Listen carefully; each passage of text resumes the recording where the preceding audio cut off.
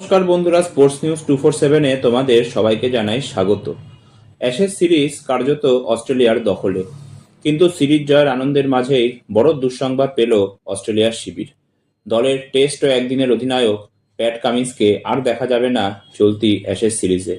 এমনকি সামনের মাসে শুরু হতে যাওয়া টি-20 বিশ্বকাপেও তার খেলা নিয়ে তৈরি হয়েছে বড় প্রশ্নচিহ্ন। প্যাট কামিন্স এই অ্যাশেজ সিরিজে মাত্র একটি টেস্ট খেলেছেন। দীর্ঘদিন চোটের কারণে বাইরে থাকার পর অ্যাডিলেডে তৃতীয় টেস্টে তিনি দলে ফেরেন।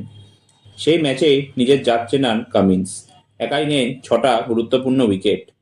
কিন্তু সেখানেই শেষ। অস্ট্রেলিয়ার প্রধান কোচ অ্যান্ড্রু ম্যাকডোনাল্ড স্পষ্ট জানিয়ে দিয়েছেন, মেলবোর্নে শুরু হতে যাওয়া চতুর্থ টেস্ট এবং সিডনির পঞ্চম টেস্ট, এই দুই ম্যাচেই কামিন্সকে পাওয়া যাবে না।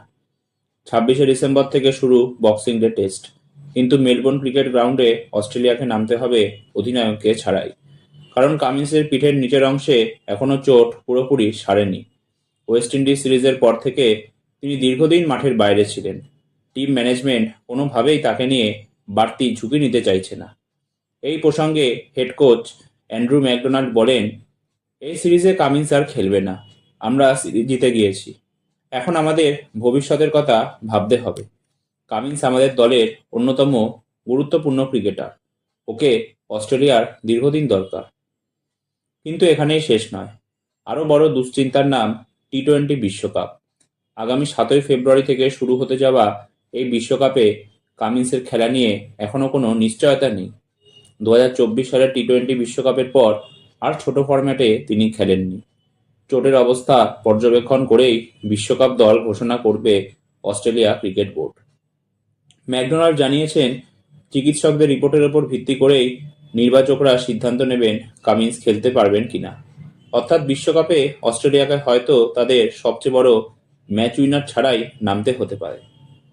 তবে কিছুটা স্বস্তির খবর আইপিএল নিয়ে। 26শে মার্চ থেকে শুরু আইপিএল, যেখানে সানরাইজার্স হায়দ্রাবাদের অধিনায়ক প্যাট কামিন্স বিশ্বকাপে খেলতে না পারলেও আইপিএলের আগে তিনি সম্পূর্ণ সুস্থ হয়ে উঠবেন, এমনই কিন্তু ইঙ্গিত দিয়েছেন কোচ। তবে প্যাট কামিন্সের নেতৃত্বেই 2023 সালে ভারতের মাটিতে একদিনের বিশ্বকাপ জিতেছিল অস্ট্রেলিয়া। একই বছরে তার নেতৃত্বেই তারা জেতে ওয়ার্ল্ড টেস্ট চ্যাম্পিয়নশিপ। এমন একজন নেতার অনুপস্থিতি যে কতটা বড় ধাক্কা তা বলাই বাহুল্য। কামিন্স না থাকায় অ্যাশেজ সিরিজের প্রথম 2 টেস্টে দলকে নেতৃত্ব দিয়েছিলেন স্টিভেন স্মিথ। সেই 2 ম্যাচেই জয় পায় অস্ট্রেলিয়া। বাকি টেস্টেও স্মিথই নেতৃত্ব দেবেন।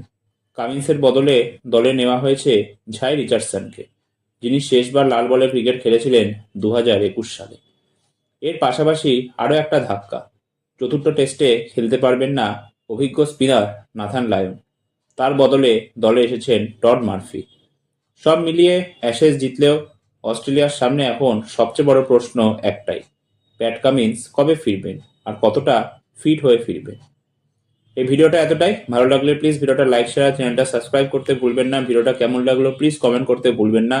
আর আপনাদের রায় কিন্তু কমেন্ট সেকশনে জানাতে একদম ভুলবেন না। তো আর একটা নতুন ভিডিও নিয়ে আপনাদের সামনে আমি আবার উপস্থিত হব। ধন্যবাদ।